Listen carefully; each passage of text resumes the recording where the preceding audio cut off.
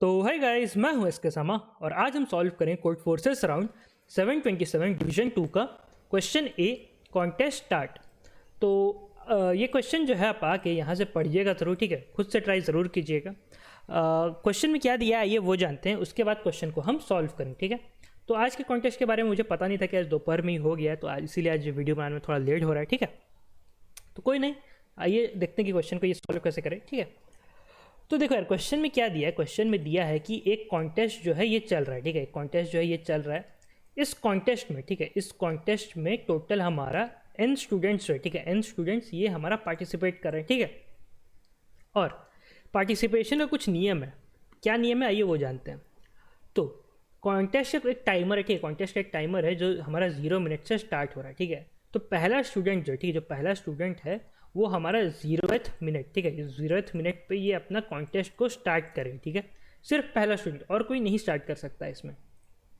उसके बाद after x minute, ठीक है, आफ्टर x मिनट, x का वैल्यू हमें इनपुट में दिया हुआ है, ठीक है। तो आफ्टर x मिनट हमारा सेकेंड स्टूडेंट चालू करेगा कॉन्टेस्ट, यानी कि सेकेंड स्टूडेंट कब चालू करेगा, ये चालू करेगा हमारा xth मिनट पे, ठीक है। तो यही हो गया 0 + x। और इसके बाद वाला स्टूडेंट यानी कि थर्ड स्टूडेंट ये इसके x मिनट बाद चालू करेगा, यानी कि ये कब स्टार्ट करेगा, ये हमारा 2xth मिनट पर स्टार्ट करेगा कॉन्टेस्ट, ठीक है। तो स्टूडेंट का कॉन्टेस्ट स्टार्ट करने का ये नियम है, ठीक है। और हर स्टूडेंट को, ठीक है, हर स्टूडेंट को एग्जैक्टली हमारा t मिनट्स, ठीक है, t मिनट्स हमें उन्हें दिया जा रहा है ये कॉन्टेस्ट को मतलब कॉन्टेस्ट उनका ख़त्म होने में। यानी कि पहला स्टूडेंट 0th मिनट पर स्टार्ट किया था, तो इसका कॉन्टेस्ट कब खत्म होगा, इसका कॉन्टेस्ट एंड होगा हमारा टीएथ मिनट पे, यानी कि 0 + t यानी कि टीएथ मिनट पे हमारा इसका कॉन्टेस्ट खत्म होगा, ठीक है। सेकेंड स्टूडेंट xth मिनट पे स्टार्ट किया था, तो इसका कॉन्टेस्ट एंड होगा हमारा x + tth मिनट पे, ठीक है। थर्ड स्टूडेंट हमारा जो 2xth मिनट पे स्टार्ट किया था, इसका कब खत्म होगा, इसका खत्म होगा हमारा 2x + t मिनट पे, ठीक है। तो हर स्टूडेंट को जब वो कॉन्टेस्ट स्टार्ट हुआ उस समय से उसको t मिनट्स मिलेंगे जो कॉन्टेस्ट को एंड करने में, ठीक है। तो ये कॉन्टेस्ट का पूरा रूल हो गया। अब मान लो यहाँ पे बहुत सारे स्टूडेंट, ठीक है, मान लो बहुत सारे स्टूडेंट है, पहला स्टूडेंट स्टार्ट किया, दूसरा स्टार्ट किया, तीसरा स्टार्ट किया, चौथा स्टार्ट किया, ठीक है। तो इनका एंड होने का टाइम भी अलग होगा। तो मतलब पहला स्टूडेंट मान लो यहाँ पे आके एंड कर दिया, ठीक है। तो इसका कॉन्टेस्ट देते देते दो स्टूडेंट आके और बैठ गया। तो क्योंकि हर स्टूडेंट को एग्जैक्टली t मिनट्स जो, ठीक है, हर स्टूडेंट को एग्जैक्टली t मिनट्स मिल रहा है, तो इन दोनों का कॉन्टेस्ट खत्म भी कहीं यहाँ पे ही होगा, ठीक है, इसके बाद होगा। तो ये दोनों कॉन्टेस्ट अभी भी दे रहे होंगे, है ना। तो इस स्टूडेंट का जो डिससेटिस्फैक्शन है कि भैया ये दोनों अभी तक कॉन्टेस्ट दे ही रहे हैं, तो इस स्टूडेंट का डिससेटिस्फैक्शन हमारा number of student who are currently giving exam, ठीक है, या फिर अभी जस्ट स्टार्ट किए हैं, तो इसका कितना है, इसका 2 होगा, ठीक है। क्यों, क्योंकि 2 स्टूडेंट ऐसे हैं, ठीक है, 2 स्टूडेंट ऐसे हैं जो अभी तक कॉन्टेस्ट दे ही रहे हैं, तो इसका 2 हो गया, ठीक है। तो हर स्टूडेंट का, ठीक है, हर स्टूडेंट का कुछ ना कुछ डिससेटिस्फैक्शन होगा, हमें सबको ऐड करते आना है, ठीक है। और जो फाइनल जो सम आएगा वो हमें आउटपुट में प्रिंट करना है, ठीक है। तो ये हो गया क्वेश्चन, ठीक है। अब भैया ये क्वेश्चन को हम सॉल्व कैसे करें, तो आओ पहले क्वेश्चन को हम इसका लॉजिक समझते हैं, ठीक है। तो ये मान लो हो गया हमारा एक टाइमलाइन में बना दे रहा हूँ, ठीक है, ये मैंने टाइमलाइन बना दिया है। तो x का वैल्यू मान लेते हैं हम 3, ठीक है, x का वैल्यू मान लेते हैं 3 कि आफ्टर एवरी t मिनट्स एक नया कंटेस्टेंट आके स्टार्ट करेगा। और t का वैल्यू मान लेते हैं 10, यानी कि हर कंटेस्टेंट के पास हमारा 10 मिनट रहेगा कॉन्टेस्ट ख़त्म करने के लिए, ठीक है। तो पहला स्टूडेंट कब बैठा, ये 0 पे बैठा, फिर सेकंड कंटेस्टेंट बैठेगा हमारा 3 पे, फोर्थ बैठे ये थर्ड स्टूडेंट जो ये बैठेगा हमारा 6 पे, ठीक है। उसके बाद वाला स्टूडेंट बैठेगा 9 पे, ठीक है। उसके बाद वाला बैठेगा 12 पे, उसके बाद वाला बैठेगा 15 पे, ठीक है। उसके बाद वाला बैठेगा 18 पे। तो ऐसे ऐसे कंटेस्टेंट आके बैठते जाएंगे, ठीक है। पहला हो गया, दूसरा हो गया, तीसरा हो गया, ठीक है, चौथा, पाँचवा, छठा, सातवां, ठीक है। इस टाइप से कंटेस्टेंट जो है वो आके हमारा कॉन्टेस्ट को स्टार्ट करें, ठीक है। ये मिनट वाला टाइम है, ठीक है, सब मिनट वाला टाइम है। अब कंटेस्टेंट उठेंगे कब, ठीक है, अब कंटेस्टेंट मतलब कॉन्टेस्ट खत्म कब करेगा। तो क्योंकि 10 है यानी कि 10 मिनट है, तो पहला कंटेस्टेंट आफ्टर 10 मिनट्स खत्म करेगा, यानी कि 10वां मिनट पे, ठीक है, 10वां मिनट पे हमारा ये पहला कंटेस्टेंट था वो ख़त्म किया। सेकेंड वाला कब खत्म करेगा, ये 3 + 10 यानी कि 13 मिनट पे। ये कब खत्म करेगा, ये 10 + 6 यानी कि 16 मिनट पे, ठीक है। तो इस टाइप से होगा, यहाँ पे स्टूडेंट बैठ रहे हैं ब्लैक वाला टाइम पे, ठीक है, और ये रेड वाला जो लिखा है इस टाइम पे उठ रहे हैं, ठीक है। ये तो हो गया। तो जो मैंने ब्लैक से लिखा है वो सब स्टूडेंट का बैठने का टाइम है, और जो रेड लिखा है वो सब स्टूडेंट का उठने का टाइम है, ठीक है। तो पहले स्टूडेंट 0 सेकेंड पे बैठा है और 10 सेकेंड पे उठा है, 10 मिनट पे उठा है, ठीक है। तो ये चीज़ है। तो अब आइए जानते हैं कि सारे स्टूडेंट का डिससेटिस्फैक्शन रहेगा कितने, एक बार आइए वो देखते हैं, ठीक है। तो पहला जो स्टूडेंट है, ठीक है, ये स्टूडेंट जो है ये उठ रहा है हमारे 10 पे, ठीक है। तो अभी तक कितने स्टूडेंट एग्जाम दे रहे होंगे, 1 2 3, ये तीनों स्टूडेंट एग्जाम दे रहे होंगे या कॉन्टेस्ट दे रहे होंगे, है ना। तो इसका डिससेटिस्फैक्शन कितना हो गया, 3 हो गया, ठीक है। इसका डिससेटिस्फैक्शन देखते हैं। तो ये कि कब उठ रहा है, ये उठ रहा है हमारा 13 पे। तो अभी तक कौन एग्जाम दे रहा है, 1 2 3, तो इसका भी डिससेटिस्फैक्शन 3 है ना। इसका डिससेटिस्फैक्शन जानते हैं। तो इसका डिससेटिस्फैक्शन है 1 2 3, ये तीनों स्टूडेंट अभी भी कॉन्टेस्ट दे रहे हैं, तो इसका भी हो गया 3, है ना। तब जो भी स्टूडेंट देखिए, जितना भी स्टूडेंट है, अब देखेंगे तो सबका 3 ही वैल्यू आ रहा है, ठीक है, सबका 3 ही आ रहा है। ऐसा क्यों? तो देखो पहला स्टूडेंट का तो हमने चलो कैलकुलेट किया कि ये जब बैठा है, ठीक है, तो इसके बाद 3 स्टूडेंट आके कॉन्टेस्ट देने बैठे, ठीक है, इसका 3 स्टूडेंट कॉन्टेस्ट देने बैठे और ये फिर उठ गया, ठीक है, चौथा के बैठने से पहले, ठीक है, चौथा के बैठने से पहले ये उठ गया है ना। तो इसीलिए इसका डिससेटिस्फैक्शन है 3। तो देखो हो क्या रहा है, ये 10 सेकंड पे तो उठ गया, ठीक है, ये 10 सेकंड पे तो उठ गया एक टाइम पे, ठीक है, एक पर्टिकुलर टाइम पे हमारा टोटल 1 2 3 4, ठीक है, 4 स्टूडेंट हमारा एग्जाम दे रहे हैं, ठीक है, मैक्सिमम 4 स्टूडेंट एग्जाम दे रहे हैं, ठीक है। 10वां सेकंड पे उठा है तो हमारा स्टूडेंट कितना हो गया, 3 स्टूडेंट हो गया कि 3 स्टूडेंट अभी एग्जाम दे रहे हैं, ठीक है। अब 12वां सेकंड पे इस स्टूडेंट का, ठीक है, 12वां सेकंड पे इस स्टूडेंट का हमारा एक रिप्लेसमेंट आ गया, ठीक है, 12वां सेकंड पे इस स्टूडेंट का हमारा रिप्लेसमेंट आ गया। तो फिर से हमारा जो टोटल स्टूडेंट एग्जाम दे रहे फिर वो 4 हो गया, है ना। नेक्स्ट स्टूडेंट कब उठेगा, नेक्स्ट स्टूडेंट उठ रहा है हमारा 13 पे, ठीक है, नेक्स्ट स्टूडेंट उठ रहा है हमारा 13 सेकंड या 13 मिनट जो भी बोलिए, ठीक है। तो नेक्स्ट स्टूडेंट हमारा उठ रहा है 13 मिनट पे, ठीक है। तो इसका डिससेटिस्फैक्शन कितना है, इसका है 1 2 3, ठीक है। तो ये 13 मिनट पे उठा है, ठीक है, 13 मिनट पे उठ गया है। तो साथ ही साथ उसका एक रिप्लेसमेंट भी हमारा 15 मिनट पे आ गया है, ठीक है, साथ ही साथ उसका रिप्लेसमेंट भी हमारा 15 मिनट पे आ गया है। अगर आप यहाँ पे एक चीज़ नोटिस करें ध्यान से, तो इन दोनों का जो डिफरेंस है, ठीक है, ये सबका डिफरेंस, ये क्या है 10 13 16, ये क्या है उठने का टाइम, यानी कि कॉन्टेस्ट खत्म करने का टाइम, ठीक है। तो इसका भी डिफरेंस कितना है, इसका भी डिफरेंस है हमारा 3। तो ये किसके इक्वल हो गया, ये हमारा x के इक्वल हो गया। मतलब हर 3 सेकंड में, ठीक है, जैसे अगर आप यहाँ पे देखें, ये जो 3 सेकंड है देखें यहाँ पे, तो एक स्टूडेंट यहाँ पे उठा है, ठीक है, एक स्टूडेंट यहाँ पे उठा है, तो यहाँ पे एक रिप्लेसमेंट भी आ गया है, ठीक है। फिर एक स्टूडेंट यहाँ पे उठ रहा है, तो फिर 3 सेकंड के अंदर ही यहाँ पे एक रिप्लेसमेंट भी आ जा रहा है ना। मतलब उठ भी रहा है बैठ भी रहा है, उठ भी रहा है बैठ भी रहा है। तो जो नंबर ऑफ स्टूडेंट जो एग्जाम एक टाइम पे दे रहे हैं वो इक्वल रह रहे हैं, ठीक है, वो इक्वल रह रहे हैं। कि अगला कब कैलकुलेट होगा, पहले जब हमने इसका कैलकुलेट किया, ठीक है, जब पहले हमने इसका कैलकुलेट किया तो यहाँ पे 3 थे, ठीक है। इसका जब कैलकुलेट होगा, ठीक है, जब इसका कैलकुलेट होगा तो 3 सेकंड बाद कैलकुलेट होगा ना, यानी कि 10 पहले कब कैलकुलेट हुआ था, 10 पे कैलकुलेट हुआ था। सेकंड का कब कैलकुलेट होगा, ये 13 पे कैलकुलेट होगा 3 सेकंड का बाद। तब तक एक इसका, ठीक है, जो यहाँ पे उठ गया था, जो यहाँ पे उठ गया था, इसका एक रिप्लेसमेंट आ चुका है, ठीक है।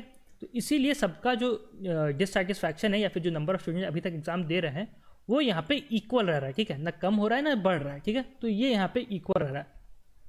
तो सारे स्टूडेंट का, ठीक है, सारे स्टूडेंट का हमारा जो डिससेटिस्फैक्शन रहेगा वो 3 रहेगा, ठीक है। लेकिन ये कब वैलिड रहेगा, जब हमारा नंबर ऑफ स्टूडेंट इनफाइनाइट है, ठीक है, जब हमारा नंबर ऑफ स्टूडेंट इनफाइनाइट है। आगे चल के तो दिक्कत आएगा। दिक्कत कैसे आएगा कि लास्ट वाला स्टूडेंट जब है, ठीक है, सिर्फ मान लो n स्टूडेंट है, तो nth स्टूडेंट का यानी कि लास्ट वाला स्टूडेंट का जब हम कैलकुलेट करेंगे तो उससे पहले तो सब के सब स्टूडेंट उठ गए होंगे, उसके बाद तो कोई एग्जाम दे नहीं रहा होगा, तो उसका तो वैल्यू 0 आ जाएगा ना। तो मतलब ये जो 333 है कुछ टाइम तक चलेगा, उसके बाद ये वैल्यू गिरने लगेगा क्योंकि उतना स्टूडेंट हमारे पास बचेगा ही नहीं। वो कैसे होगा आइए वो जानते हैं। तो n का वैल्यू यानी कि नंबर ऑफ स्टूडेंट, चलो मान लेते हैं 6 ले लेते हैं, ठीक है। x का वैल्यू अपना वही 3 और t का वैल्यू वही अपना 10 ले लेते हैं, ठीक है। तो हम क्या करेंगे, ये 10 हो गया, ठीक है। तो हम क्या करेंगे, वो नंबर लाइन बनाते हैं, टाइम लाइन बनाते हैं, ठीक है। तो ये हो गया। पहले स्टूडेंट को हम बैठवा लेते हैं, ठीक है। तो मतलब कॉन्टेस्ट स्टार्ट होगा तो पहला स्टूडेंट कब स्टार्ट करेगा, 0 पे स्टार्ट करेगा। सेकंड कब स्टार्ट करेगा, 3 पे स्टार्ट करेगा। 4 ये उसके बाद स्टूडेंट कब स्टार्ट करेगा, ये 6 पे, फिर 9 पे, फिर 12 पे, ठीक है। तो कितना हो गया, 1 2 3 4 5, एक और बैठा देते, ठीक है, ये 15 हो गया। अब उठने का टाइम क्या होगा, उठने का टाइम होगा पहला स्टूडेंट उठेगा हमारा 10 पे, ठीक है। सेकंड उठेगा हमारा 13 पे, ठीक है। उसके बाद उठेगा हमारा 16 पे, ठीक है। फिर उठेगा 19 पे, ठीक है।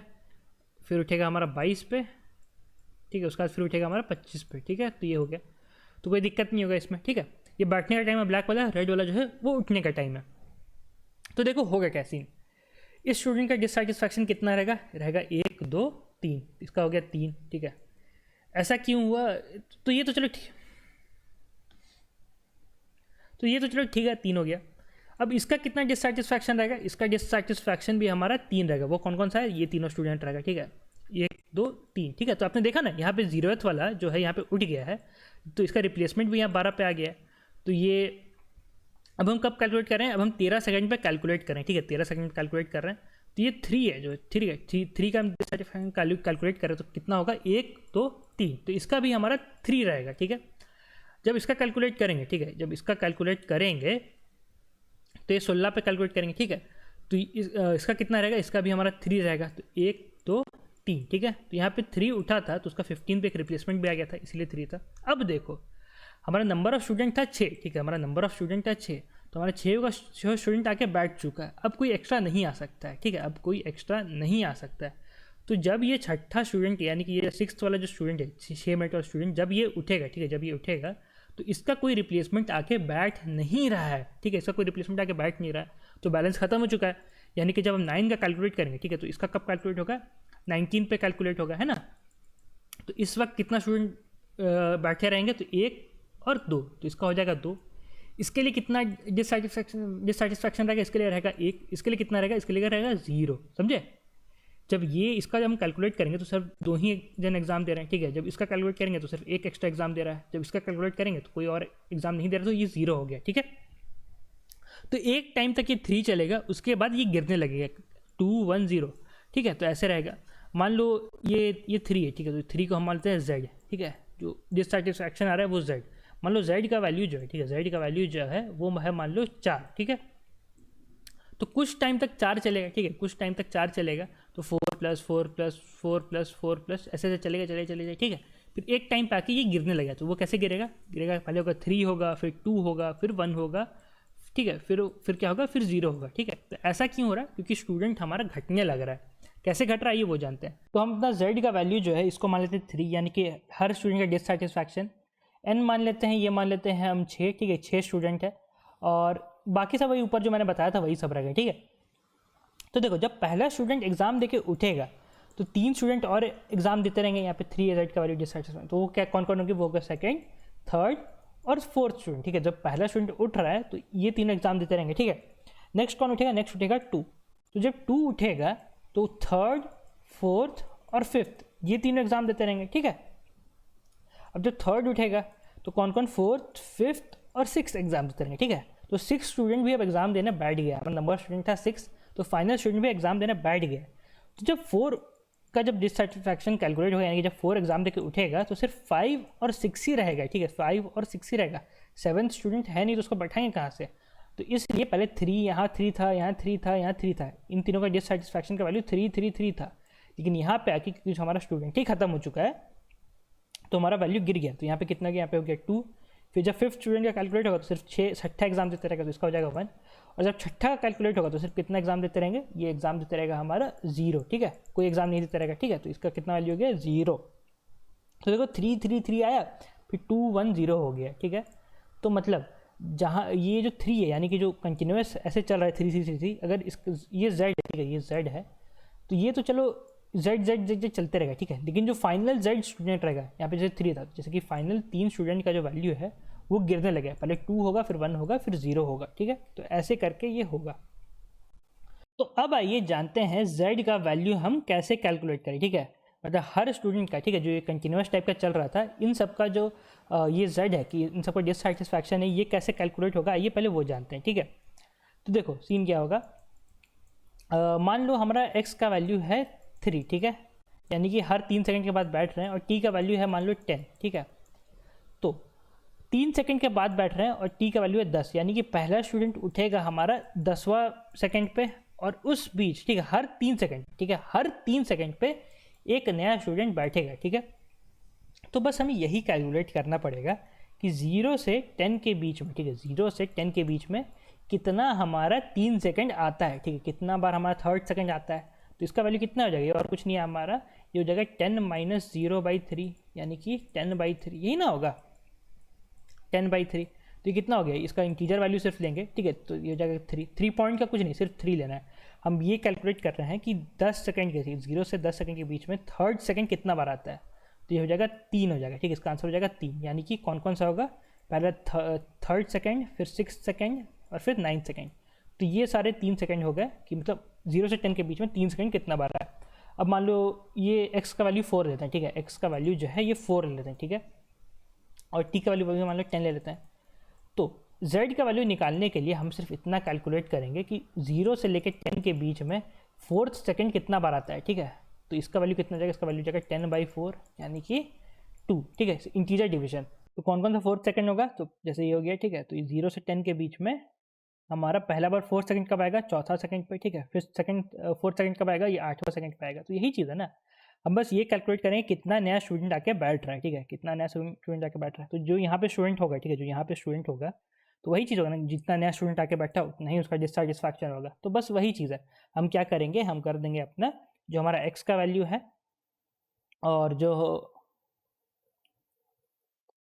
हमारा t का वैल्यू है, ठीक है, तो t बाई हम x कर देंगे, इंटीजर वैल्यू जो आएगा वो हमारा क्या दे देगा, वो हमारा दे देगा z, ठीक है, वो हमारा देगा z। तो इतना तो आपको क्लियर होगा। अगर आपको अभी भी डाउट है कि z का वैल्यू ऐसे कैसे आया, तो देखो यार होगा क्या कि ये पहला स्टूडेंट 0 सेकंड में बैठा है, 10 सेकंड पे उठा है, ठीक है, तो इसका डिससेटिस्फैक्शन क्या होगा, इसका डिससेटिस्फैक्शन होगा कि कितना नया स्टूडेंट आके बैठे हैं, ठीक है, यही ना हम कैलकुलेट करेंगे, क्योंकि यही सब इसके बाद जाके उठेंगे, ठीक है। तो अभी एग्जाम देते रहेंगे, तो जितना नया स्टूडेंट आके यहाँ पे बैठे होंगे उतना ही इसका डिससेटिस्फैक्शन होगा।